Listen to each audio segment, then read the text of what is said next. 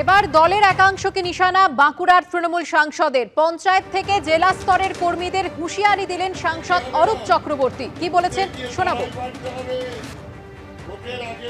পঞ্চায়েতে যারা গেছে তারা ভাবছেন আমি পঞ্চায়েতটা চালালেই হবে, আমার পার্টির দিকে মুখ না ঘোরালে হবে, এই জিনিস কিন্তু চলবে না। আপনার স্বামীকে দিয়ে যদি ভাবেন আমি ঠিকাদারি গুলোকে নিয়ে আমি করে নেব, আমরা তাকে বেশি দিন প্রধান হিসাবে রাখতে পারবো না। পঞ্চায়েত সমিতিতে যারা আছেন তারা যদি দলীয় কাজে নিয়োজিত না হন, তারা যদি বুথ কর্মীর সঙ্গে সঙ্গ না দেন, তাদেরও কিন্তু বেশি দিন থাকার অধিকার থাকবে না। এটা পরিষ্কার ভাষায় শুনে রাখুন।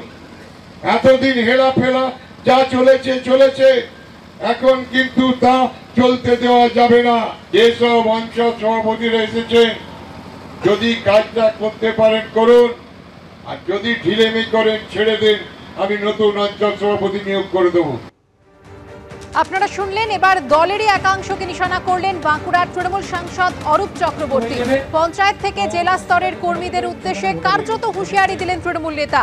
তিনি বলেন, পঞ্চায়েতে যারা গেছেন তারা ভাবছেন আমি পঞ্চায়েতটা চালালেই হবে, আমার দলের দিকে মুখ না ঘোরালেও হবে, এই জিনিস কিন্তু চলবে না।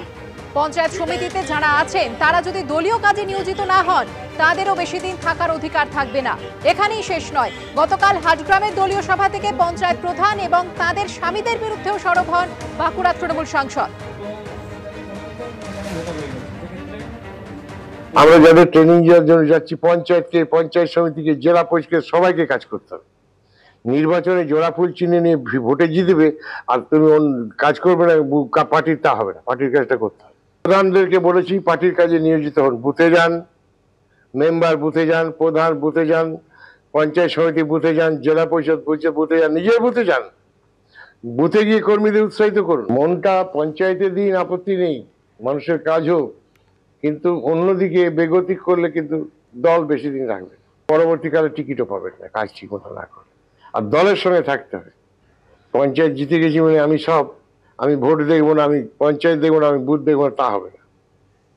বাঁকুড়া তৃণমূল সাংসদের এই বক্তব্য নিয়ে কি জানিয়েছেন তৃণমূলের বুথ সভাপতি এবং বিজেপির বা কি বক্তব্য রাখবো আপনাদের সামনে।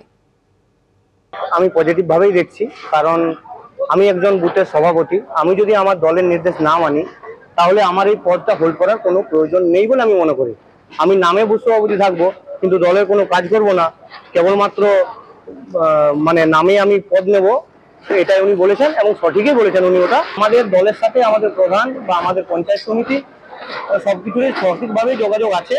সঠিকভাবে আমাদের দলের নির্দেশ মতো আমাদের অঞ্চল বা আমাদের পঞ্চায়েত বা আমাদের ব্লক চলে, আমাদের কাছে সেট করাই আছে। মানে প্রকারান্তরে স্বীকার করে নিলেন যে সমস্ত পরিকল্পনার যে টেন্ডার বা টেন্ডারের যে অর্থ, সেই অর্থ যখন পেমেন্ট হয়, সেই পেমেন্ট হওয়ার আগেই কন্ট্রাক্টরকে 30% অর্থ বিভিন্ন জনকে দিয়ে দিতে হয়। সেটার একটা ভাগবাটোয়ারা বা নিম্ন স্তরে যাতে কম অর্থ যায়, ওপরে যাতে বেশি অর্থ যায়, সেদিকে উনি হুমকি দিয়েছেন। এই দলটার তো অবস্থা অত্যন্ত খারাপ হয়ে গেছে। একে অপরের সঙ্গে লড়াই করছে পার্সেন্টেজ, ওই যে টাকার পার্সেন্টেজ, যেটা নিয়ে এই লড়াইয়ে মানে তৃণমূল নিজেই ধ্বংস হবে।